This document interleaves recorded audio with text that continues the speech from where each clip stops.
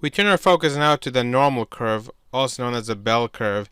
In pure mathematics, we call this the Gaussian distribution in honor of Gauss, a famous mathematician.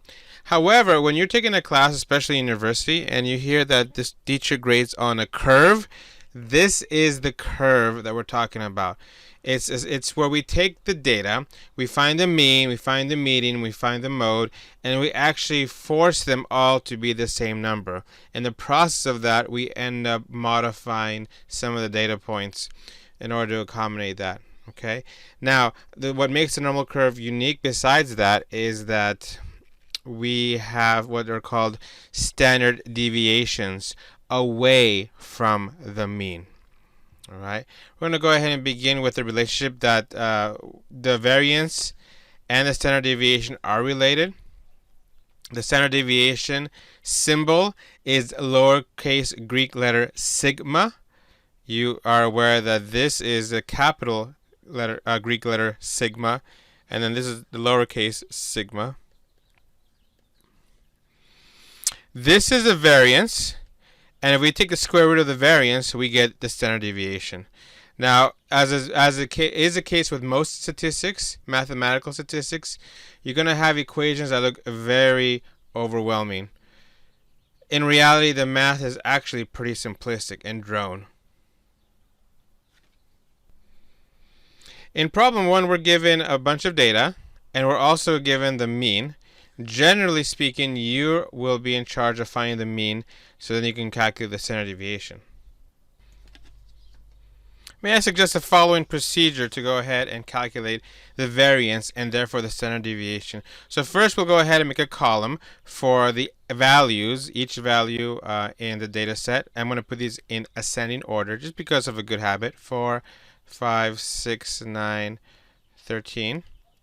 And then I'm going to calculate the mean, which in this case is 7.4.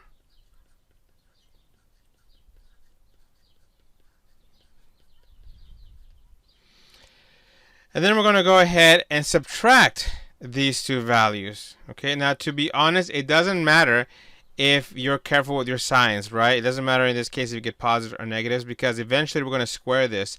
And if we square it, the sign is going to all become positive regardless of what you have. So I'm going to just go ahead and get sloppy here. I'm going to make everything absolute value. You'll need a calculator for all these. So this column here is a result of me subtracting these two columns. Then I want to go ahead and take all the values from this column and square them.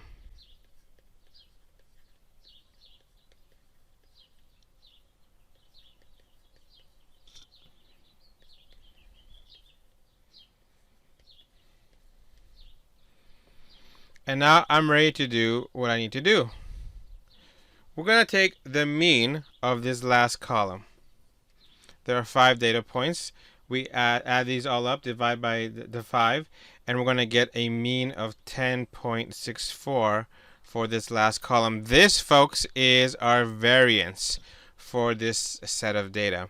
So the variance is 10.64. If I were to go ahead and square root this number, I would get the standard deviation. If I round to the nearest hundredth, I get 3.26 as a standard deviation for this data. This value, the standard deviation, represents how far away we are from the mean each time that we look at this on a normal distribution curve. Okay. In problem 2, if we're given a variance of 5.8, in order to get a standard deviation, we need to go ahead and square root. So 5.8 square root of that is going to give me a 2.41 standard deviation. I rounded to the nearest hundredth. If, however, they give us a standard deviation, in order to get the variance, I would go ahead and square that.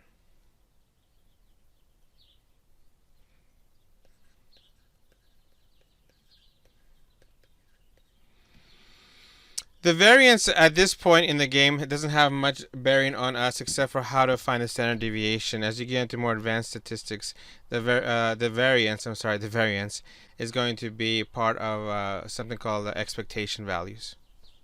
Summary: is the standard deviation always smaller than the variance? For those of you math majors out there, can you give examples or counter examples? Right? Think about other kinds of numbers, decimals, etc. This is the first normal or bell curve that we present to you in this class. It represents data collected from 1,000 students, 4th grade students, and their heights. They were approximated by this normal curve. You'll notice that the data gets split, the graph is split in half by a value of 15. So this ends up being our median. If we consider also that the frequency at which this number happens, as these heights happen, right? So we notice that 41 occurs a lot less than 44, for example. Given the frequency of the occurrences here, 50, once again, is going to show us the value that happens the most concerning heights. So that also ends up being our mode. We know that the median is the same as the median, and the mean is the same as the median in the mode for a normal curve, and the mean is the standard from which standard deviations occur. So our mean will also be 50 as well. Now, a standard deviation is going to be the difference from the mean. So for example, from here to here is a standard deviation of +1. From here to here is a standard deviation of -1. From here to here we have a standard deviation of 2. And from here to here we have 3. The standard deviation can be calculated directly from here, so we do not need to make a table. If you're given a graph, a normal curve, don't do any calculating. All right. However, if they don't give you a normal curve, that's when you make the table that we did in problem 1. So, for example, 53 minus 50 gives me a value of 3. Our standard deviation is 3. Notice that when you go between each of these values on this normal curve, that there is a difference of 3 each time from the previous one. The variance is the squared value of the standard deviation, so the variance is 9. 68% of students have a height between which two values. Well, consider for a moment that this area right here represents 34% of students in this population study sample. So 34% of students are between 53 and 50 inches in height. Consider for a moment as well that this standard deviation also represents 34% of students. Combining those two, we have 68% of students are between 53 inches and 47 inches in height. Generally, when we draw a normal curve, we always start with the mean. We know in this case the standard deviations are of 3.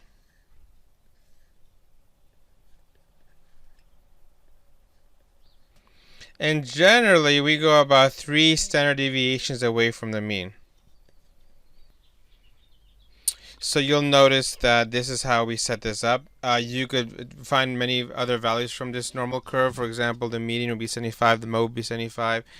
You could find out, 34% of your of the sample data is under, between what two numbers, 64. You can do the other values as well that are based on a normal curve.